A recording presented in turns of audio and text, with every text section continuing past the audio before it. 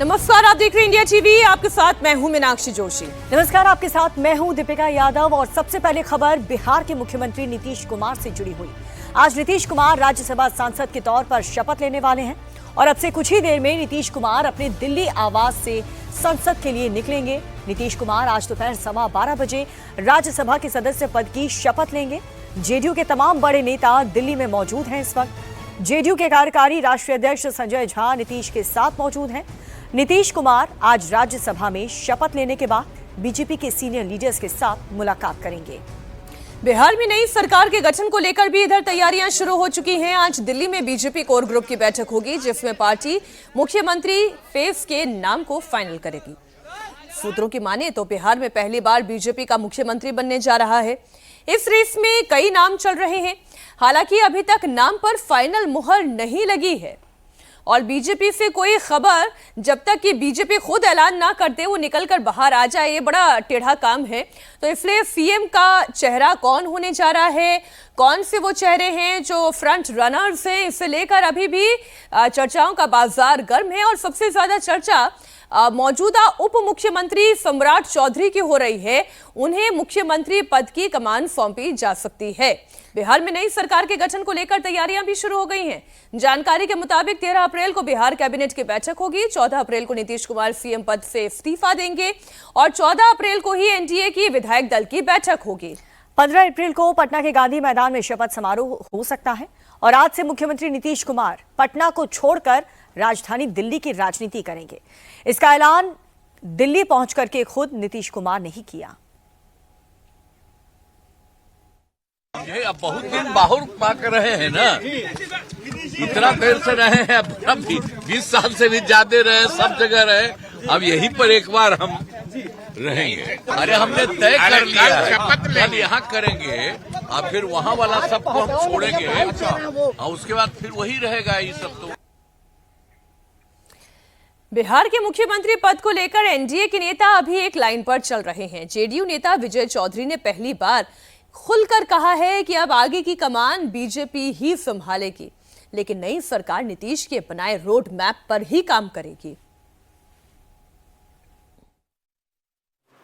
यह तो स्वाभाविक है ना, क्योंकि अभी तो 2030 तक का मैंडेट तो नीतीश कुमार के नाम पर ही बिहार के लोगों ने दिया है। तो यह तो स्वाभाविक अपेक्षा है कि जो भी नई सरकार आएगी वो नीतीश कुमार के बताए रास्ते पर ही चलेगी। और ऐसा सभी कह रहे हैं, एनडीए के सभी घटक दल यही भावना रख रहे हैं, यही कह रहे हैं, इसलिए इसमें कोई दिक्कत नहीं होगी। अच्छा, ये तो साफ तौर पर चर्चा हो रही है, आपकी जानकारी में भी बातें होंगी, मुख्यमंत्री पद के चेहरे की रेस में कौन कौन लोग हैं, मीडिया में इसकी चर्चा हो रही है। आप कुछ बता सकते हैं कि बीजेपी का सीएम? नहीं, ये तो उम्मीद की जा रही है कि बीजेपी का सीएम होगा। हालांकि एनडीए के विधायक दल में जिनको नेता चुना जाएगा मुख्यमंत्री वही बनेंगे एनडीए के विधायक दल में। ये अलग बात है कि बीजेपी की तरफ से अनुशंसित नाम के नेता चुने जाने की संभावना अधिक। साथ ही नीतीश कुमार आज संसद के उच्च सदन में अपनी नई पारी का आगाज करने वाले हैं, लेकिन जेडीयू के नेता अभी भी ये कह रहे हैं कि वो चाहते हैं कि नीतीश बिहार में ही रहें। लेकिन नीतीश अब अपना फैसला ले चुके हैं। बिहार को अब 15 अप्रैल तक नया मुख्यमंत्री मिल जाएगा।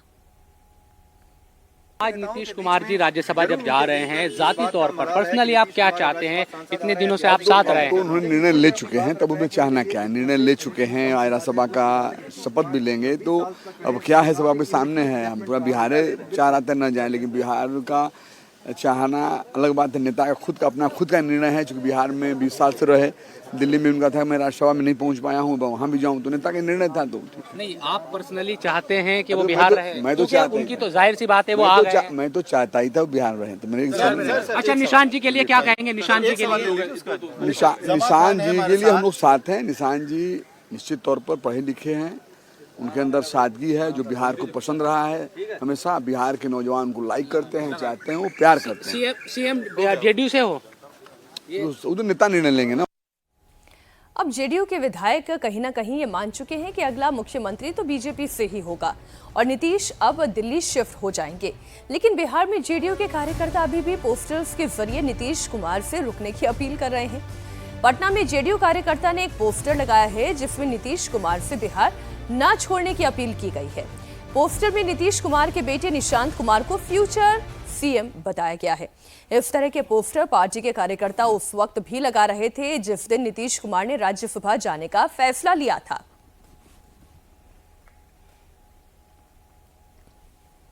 तरफ मुख्यमंत्री नीतीश कुमार आज राज्यसभा में शपथ ले रहे हैं, वहीं दूसरी तरफ पटना में जेडीयू दफ्तर में पोस्टरों की भरमार लग गई है। जेडीयू के कार्यकर्ता अपनी भावना व्यक्त कर रहे हैं पोस्टरों के जरिए। आप देखिए एक साथ कई पोस्टर लगे हैं। पहला पोस्टर, इसमें लिखा है बिहार छोड़कर हम बिहार वासियों को मत कीजिए अनाथ, पूछता है आज पूरा बिहार। और निशांत कुमार की तस्वीर लगाई गई है और उसमें फ्यूचर सीएम ऑफ बिहार कहा गया है। इसी तरह एक और पोस्टर जेडीयू दफ्तर के ठीक बाहर, नीतीश सेवक अब नए चेहरे पर क्यों करे विचार, जब क्लाइमेट लीडर के संकल्पों को पूरा करने के लिए तैयार हैं भाई निशांत कुमार। यहाँ भी निशांत कुमार की तस्वीर लगाई गई है और एक तरह से पोस्टर के जरिए ये कहा गया है कि निशांत कुमार को ये जिम्मेदारी मिलनी चाहिए थी, बीजेपी का सीएम होगा ये तय माना जा रहा है। और ऐसे में जेडीयू के कार्यकर्ता अपनी बात पोस्टरों के जरिए रख रहे हैं और नीतीश कुमार से अपील कर रहे हैं। यहाँ देखिए एक और पोस्टर, जब बिहार वासियों को स्वीकार नहीं कि आप मुख्यमंत्री पद छोड़ जाएं बिहार, और यहाँ भी निशांत की तस्वीर के जरिए बात रखी गई है। यहाँ पर पुनर्विचार करने की अपील की गई है। एक और नया पोस्टर, एक बार फिर से करें पुनर्विचार, हे जनेश्वर अभी आप नहीं मुख्यमंत्री पद छोड़ जाएं बिहार। तो इस तरह लगातार जेडीयू के कार्यकर्ता अपनी बात रखते रहे हैं पोस्टरों के जरिए। तो बिहार में बीजेपी और जेडीयू मिलकर के नई सरकार के गठन की तैयारी कर रहे हैं, तो वहीं विरोधी नीतीश के पटना से दिल्ली जाने पर चुटकी ले रहे हैं। लालू की बेटी रोहिणी आचार्य ने सोशल मीडिया पर एक कार्टून के जरिए नीतीश कुमार पर तंज कसा।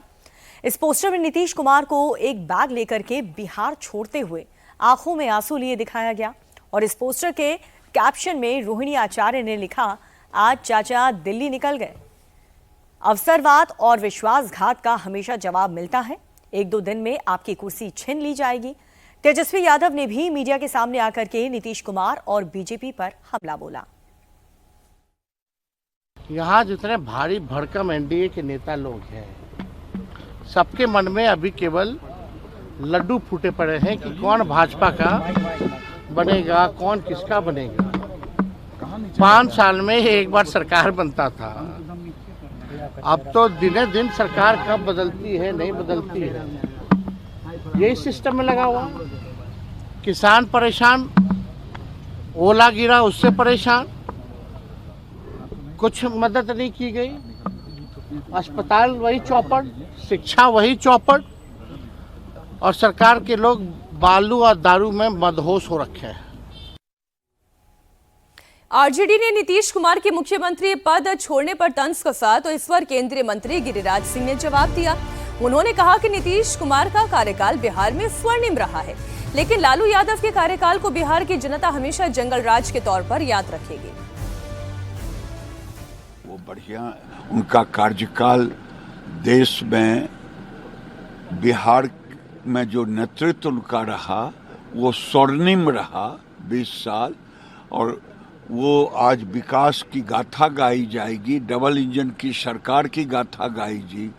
लेकिन लालू जी का 15 साल जंगल राज में जब इतिहास लिखाएगा तो जंगल राज का इतिहास लिखा। हमारे दो सहयोगी नीतीश चंद्र पटना से और शोएब रजा दिल्ली से हमारे साथ लाइव जुड़ चुके हैं। पहले तो दिल्ली का ही हाल ले लेते हैं। शोएब, कितनी देर में नीतीश कुमार राज्यसभा सदस्यता का पद लेंगे, शपथ ग्रहण करेंगे, क्या हलचल है? बिल्कुल मीनाक्षी, देखिए 11:30 बजे के बाद निकलने की उम्मीद की जा रही है। यहाँ पर मैं दिल्ली स्थित जो 6 कामराज लैन है यहाँ पर मैं मौजूद हूँ और 11:30 बजे उम्मीद है कि शायद नीतीश कुमार निकलेंगे संसद के लिए और आज राज्यसभा सांसद के तौर पर वो शपथ लेने जा रहे हैं। सुबह से ही हम देख रहे हैं, हालांकि कल से जब नीतीश कुमार यहाँ पर आए हैं तब से हम देख रहे हैं कि नेताओं के आने का सिलसिला जारी है। अभी कुछ देर पहले सम्राट चौधरी भी पहुंचे हैं यहाँ पर। उससे पहले जो जेडीयू के बड़े नेता है, चाहे ललन सिंह हो, संजय झा और तमाम जो दूसरे सांसदों की बात करते हैं, दूसरे नेताओं की बात करते हैं, वो सुबह से ही यहाँ पर जमा है। बहुत सारे लोगों से हमारी बातचीत हुई और आप भी लगातार सुनवा रहे थे। तो जेडीयू के जो नेता है वो इस पल को एक तरीके से इमोशनली भी जो बातचीत है वो करते हुए नजर आ रहे हैं। वो कहते हैं कि वो पर्सनली तो ये चाह रहे हैं कि नीतीश रहे मुख्यमंत्री, लेकिन अब पार्टी का फैसला, उन्होंने निर्णय ले लिया है तो ये कहते हैं कि उनका निर्णय है तो इसके खिलाफ वो नहीं जा सकते। तो ये तमाम चीज़ें यहाँ पर दिखाई दे रही है। पटना से जो रिपोर्ट दिखाई नीतीश जी ने भी कि वहाँ पर इमोशनल है, लोग पोस्टर लगा रहे हैं, यहाँ पर भी इसी तरह की बातें नजर आ रही है। जो भी कार्यकर्ता, जो भी नेता आ रहा है वो इस बात को कहता है कि नीतीश कुमार को, और वो चाहते थे कि वो बिहार में रहे, बिहार संभाले, लेकिन ये उनका फैसला है। और कल नीतीश कुमार से जो मीडिया की बातचीत हुई थी यहीं पर उन्होंने वो बाइट दी थी। वो ये कहते नजर आए कि 20 साल वो वहाँ पर रह लिए हैं, अब दिल्ली आ गए हैं, फिर से वो दिल्ली में ही रहेंगे, अब बिहार नहीं जाएंगे, बिहार वो जाते रहेंगे। लेकिन जेडीयू के नेता ये भी कहते हैं कि जो एक सरकार बनाने को लेकर या जो भरोसा नीतीश कुमार पर जताया था जनता ने, उसी क्रम में सरकार आगे बढ़ती जाएगी। लेकिन ये बात भी सच है कि 2 दशकों तक लगातार सक्रियता मुख्यमंत्री के तौर पर, बीच में अगर जीतनराम मांझी का 1-1.5 साल निकाल दे तो लगातार नीतीश कुमार मुख्यमंत्री वहां पर रहे 2 दशकों तक। उससे पहले भी उनकी जो राजनीति वहां पर है वो प्रभाव दिखाई दिया। तो वो दौर अब खत्म होने जा रहा है। आज बिल्कुल शोएब, और आज राजधानी दिल्ली में जो मीटिंग होने वाली है उसी पर सभी की निगाहें टिकी हुई हैं, क्योंकि आने वाले दिनों में यहीं से, आज से ही काउंटडाउन शुरू हो चुका है एक बड़े सियासी बदलाव का। आप बने रहिए हमारे साथ। लेकिन नीतीश कुमार राज्यसभा के सभापति, उपसभापति हरिवंश की जगह राज्यसभा पहुंचे हैं और इसके बाद हरिवंश के भविष्य को लेकर सवाल उठ रहे हैं। लेकिन अब ये सस्पेंस भी खत्म हो चुका है। हरिवंश राज्यसभा में बने रहेंगे। राष्ट्रपति ने उन्हें राज्यसभा के लिए मनोनीत कर दिया है। हरिवंश का कार्यकाल 9 अप्रैल को ही खत्म हुआ है और उसके अगले ही दिन उन्हें मनोनीत किया गया। हरिवंश को लगातार 2 बार जेडीयू के कोटे से राज्यसभा भेजा गया है। वो एक समय नीतीश के बेहद करीबी माने जाते थे, लेकिन इस बार जेडीयू कोटे से उनकी जगह खुद नीतीश कुमार राज्यसभा पहुंचे हैं और ये राज्यसभा में हरिवंश का लगातार तीसरा कार्यकाल होगा। अब नीतीश चंद्र से भी हम थोड़ी जानकारी ले लें कि इस वक्त बिहार में क्या चर्चाएं चल रही हैं। अब जो बात तय हो चुकी है नीतीश, वो ये है कि आज राज्यसभा की सदस्यता ग्रहण कर लेंगे नीतीश कुमार। अब एक ही सवाल बचता है जिसका उत्तर आना बाकी है कि अगला मुख्यमंत्री कौन होगा। निशांत कुमार की पॉलिटिक्स यहां से कैसे अनफोल्ड होगी नीतीश? जी हाँ, देखिए बिल्कुल अब सबकी नज़र इसी बात पर है कि मुख्यमंत्री कौन होगा। अब जेडीयू के नेता भी चूंकि अब ये कह रहे हैं कि बीजेपी का मुख्यमंत्री होगा, तो ये बात तो अब बिल्कुल तय मानी जाए कि अब बीजेपी का मुख्यमंत्री होगा। चेहरा कौन होगा, इसको लेकर भी जेडीयू के नेता ये कह रहे हैं कि जो एनडीए विधायक दल की बैठक होगी उसमें तय होगा कि कौन मुख्यमंत्री होगा। यानी कि जो कुछ भी होगा नीतीश कुमार की सहमति से होगा, उनकी इच्छा से होगा और उस बैठक में तय होगा कि मुख्यमंत्री कौन होगा। कई नामों की चर्चा चल रही है, लेकिन मोटे तौर पर जो माना जा रहा है बिहार के सामाजिक समीकरण को देखते हुए उसमें सम्राट चौधरी का नाम सबसे आगे और सबसे मजबूत नजर आता है, क्योंकि जो लवकुश समीकरण है नीतीश कुमार का उसको आगे बनाए रखा जाए, उसमें कोई छेड़छाड़ न हो, ये कोशिश जरूर बीजेपी भी करना चाहेगी। और यही कारण है कि सम्राट चौधरी को लेकर लगातार जो है चर्चाएं चल रही हैं और इससे पहले भी पार्टी ने उन्हें जिम्मेदारी दी है, प्रदेश अध्यक्ष से लेकर नेता प्रतिपक्ष और फिर डिप्टी सीएम तक की जिम्मेदारी उनको दी है। तो ऐसे में ये माना जा रहा है कि जो नीतीश कुमार का सामाजिक और राजनीतिक ढांचा था वो आगे भी इसी तरह नजर आए, उसमें कोई बदलाव या छेड़छाड़ का रिस्क शायद बीजेपी लेना नहीं चाहेगी। और यही कारण है कि सम्राट चौधरी इसमें सबसे ज़्यादा फिट नजर आते हैं। लवकुश में यानी कुर्मी, कोयरी और धानुक, यदि आप इन 3 जातियों को मिला दें तो पिछड़ी जातियों में करीब 9 से 10% का ये जो एक वोट बैंक है, एक बड़ा वोट बैंक है। और सबसे ज़्यादा आबादी यादवों की 14% है। उसके बाद दूसरी जो सबसे बड़ी आबादी है उसमें आप इन लवकुश समाज के समीकरण को ही ले सकते हैं। तो हर मायने में एक ये नई जानकारी और आई नीतीश। आज ही सुबह दमदार 10 में 2 वरिष्ठ पत्रकारों से चर्चा में उन्होंने कहा कि एक श्रेयसी सिंह का भी नाम आ रहा है, श्रेयसी सिंह को भी दिल्ली बुलाया गया है। इसमें कितना दम है, जरा इसमें भी थोड़ी रोशनी डालें नीतीश। देखिए, चर्चाओं में कई नाम हैं और जाहिर है जब भी इस तरह का घटनाक्रम, राजनीतिक घटनाक्रम होता है, कई नामों की चर्चा होती है। लेकिन बिहार के संदर्भ में यदि आप देखें तो किसी सवर्ण को नेतृत्व देना ये बहुत संभव नहीं दिखता है, क्योंकि बिहार में जातीय समीकरणों की राजनीति होती है और ये राजनीति भले ही दूसरे राज्यों में भी होती है, लेकिन बिहार में इसकी जो अहमियत है बहुत अधिक है। हर नेता कर सकता है जब तक कि घोषणा नहीं हो सकती, और हम भी हर नाम पर संभावना जता सकते हैं जब तक कि बीजेपी ऐलान नहीं कर देती। बहुत शुक्रिया नीतीश आपका भी, शोएब आपका भी इस पूरी जानकारी के लिए। और अब बात करते हैं बंगाल विधानसभा चुनाव की, जिसको लेकर के बीजेपी अपना चुनावी घोषणा पत्र जारी करने जा रही है। थोड़ी देर में कोलकाता में गृह मंत्री अमित शाह बीजेपी का मैनिफेस्टो रिलीज करेंगे। बंगाल में बीजेपी अपने संकल्प पत्र में सबसे ज्यादा फोकस इस बार महिला सुरक्षा, घुसपैठियों पर एक्शन और विकास पर रहेगा।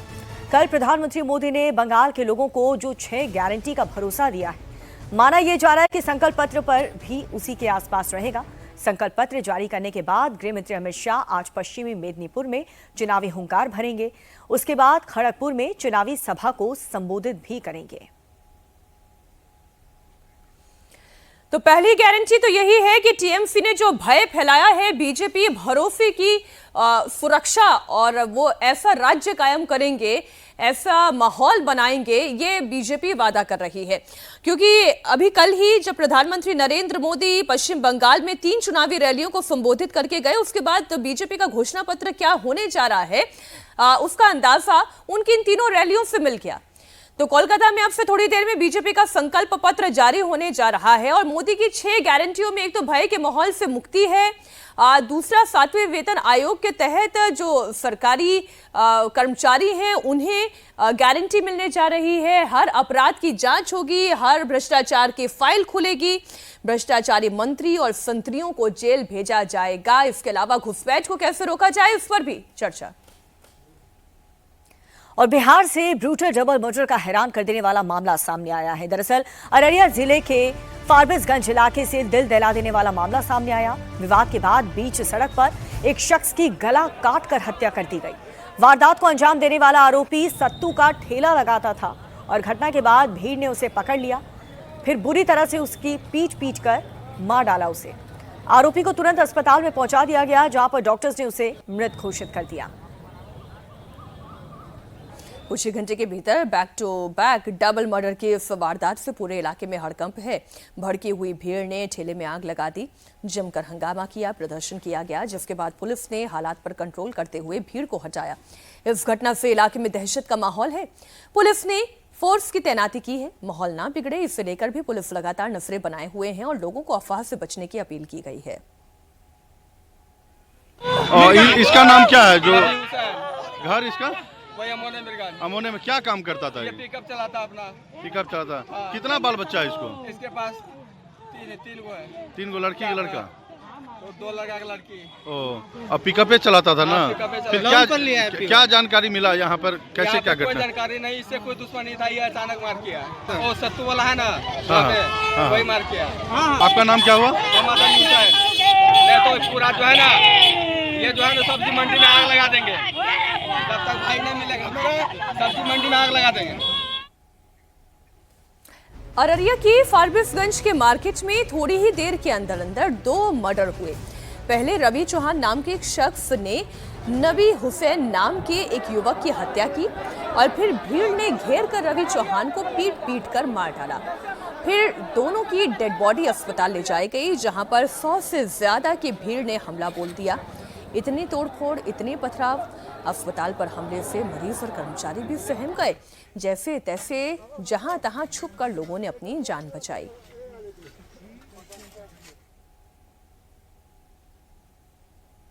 सर मार्केट यार्ड में क्या हुआ, सुने कि मर्डर हो गया। उसके बाद यहाँ जानकारी हुआ, लेकर के आया, जो दूसरा फिर आया था तो वो भी डेट था, उनको रख करके प्रशासन के द्वारा हम लोग जो है कि भेजवा करके ये किए। उसके बाद पब्लिक आकर के तोड़ फाड़ करना चालू किया, मारपीट, सबको गाली गुप्ता देना चालू कर दिया, मरीजों को भी, स्टाफ लोग को भी। तो इसमें पेशेंट जो थे अस्पताल में, तो वो लोग कहाँ गए? वो लोग कुछ तभी निकल गए सर। उसके बाद प्रशासन आए, को किधरों छुप गए। बाद में जो है कि प्रशासन के साथ हम लोग अभी निकलवाए हैं सब लोग। पूरे क्षतित किया है पूरा? जी, क्षति किया है। और कितने तादाद में आदमी थे वो लोग? आदमी तो वो लोग लगभग 100 आदमी लगभग थे सर। सब एक के साथ टूट पड़ा? सब एक साथ टूट पड़ा, गाली गुप्ता, ढट्ठा, बांस। अररिया में दिन दहाड़े एक के बाद एक डबल मर्डर से टेंशन का माहौल है। मर्डर के 3 एंगल को लेकर पुलिस छानबीन कर रही है। पहला तो पैसों का लेन देन, दूसरा पुरानी रंजिश, हत्या से पहले क्या नवी ने कुछ कमेंट किया था। दावा यह किया जा रहा है कि रवि चौहान अचानक भड़क गया और पहले पेट पर उसने चाकू से हमला किया और फिर गला काट दिया। और भीड़ ने भी दौड़ाकर आरोपी रवि को दबोच लिया, इतनी बुरी तरह से पीटा कि उसकी भी जान चली गई। अब पुलिस इस पूरे मामले की तहकीकात कर रही है कि आखिर हुआ क्या था, ऐसा क्या बयान वहां पर दिया गया जिसको लेकर के माहौल इतना गर्मा गया कि मारपीट शुरू हुई और फिर जान ले ली गई। फॉरबिसगंज थाना अंतर्गत ये जगह आप देख रहे हैं, मार्केटिंग यार्ड, इससे कुछ ही कदम पीछे जो है वहाँ पर नबी हुसैन करके एक व्यक्ति हैं जो पिकअप ड्राइवर थे। उनका जो झड़प है वो रवि चौहान करके एक व्यक्ति है जो सत्तू वहाँ पर बेचता है। तो उन दोनों में सुबह में किसी बात को लेकर के झगड़ा हुआ और जो चाकू है जिसको कि बरामद भी किया गया है, उसके द्वारा जो है निर्मम उनकी जो है हत्या की जाती है। और जो एक्यूज्ड है वो यहाँ से कुछ दूरी पर जा कर के, जब घटना यहाँ पे होती है तो लोगों के द्वारा ही जो है उनको पकड़ा जाता है और वहाँ पर उनके साथ भी पिटाई की जाती है। उनको पुलिस के द्वारा जो है अस्पताल लेके जाया जाता है और वहाँ पर उनको इलाज के क्रम में जो है मृत घोषित कर दिया जाता है। कपूर बस रख दो पर ना। तो अररिया में मर्डर की वारदात पर विपक्ष ने सरकार को घेरा है। तेजस्वी यादव ने कहा कि बिहार में लॉ एंड ऑर्डर चौपट हो चुका है और बीजेपी के लोग सत्ता के खेल में जुटे हुए हैं। बिहार में एनडीए राज नहीं, महज चौपट राज है। दिन दहाड़े जिस प्रकार से अररिया के फारबिसगंज में जो निर्मम हत्या हुई है, ये साफ जो है पोल खोल दे रहा है इस चौपट राज का। अब इतना भयावह तस्वीर अब तक हम लोगों ने नहीं देखा था कि सरेआम दिन दहाड़े एक व्यक्ति का सर काट करके दिन भर घूमता रहा लोगों के बीच, फिर जिसकी मृत्यु हुई उसके परिजनों ने उसको भी मारा जिसने मारा। प्रशासन कहाँ है? कहाँ है लॉ एंड ऑर्डर? ये सवाल पूछता है। सरेआम वहाँ हत्याकांड चलता रहा लेकिन कोई सूद लेने वाला नहीं है। यहाँ जितने भारी भड़कम एनडीए के नेता लोग हैं, सबके मन में अभी केवल लड्डू फूटे पड़े हैं कि कौन भाजपा का बनेगा, कौन किसका बनेगा। अब बड़ी खबर मध्य प्रदेश के धार से है, जहां राजा रघुवंशी जैसा एक और मामला सामने आया है। गोंदी खेड़ा चारण इलाके में पत्नी ने अपने प्रेमी के साथ रहने के लिए अपने पति की सुपारी देकर उसकी हत्या करवा दी और फिर इस हत्याकांड को लूटपाट की वारदात बताने के लिए रो रो कर ड्रामा करने लगी। पुलिस ने जब इस मामले की छानबीन की तब कहीं जाकर खौफनाक साजिश का खुलासा हुआ।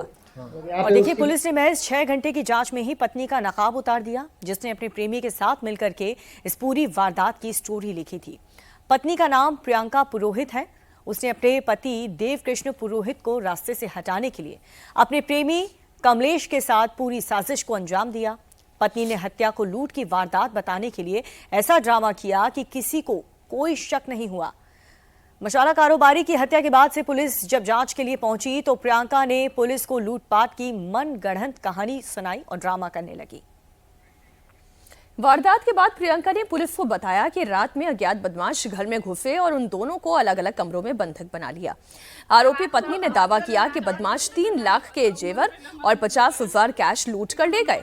प्रियंका ने कहा कि पति के विरोध पर बदमाशों ने उसकी हत्या कर दी। जब पुलिस ने छानबीन की तो कहानी पूरी 360 डिग्री बदल गई। प्रियंका का कमलेश से लंबे समय से प्रेम संबंध था और पति से परेशान होकर उसने प्रेमी के साथ मिलकर हत्या की साजिश रची। आरोपी कमलेश ने अपने साथी को 1 लाख रुपए देकर देवकृष्ण की हत्या करवाई। पूरी घटना को लूटपाट का रूप देने की प्लानिंग थी, लेकिन यह प्लानिंग फेल हो गई। मसाला कारोबारी की हत्या के आरोप में पुलिस ने आरोपी पत्नी और उसके प्रेमी को गिरफ्तार कर लिया है।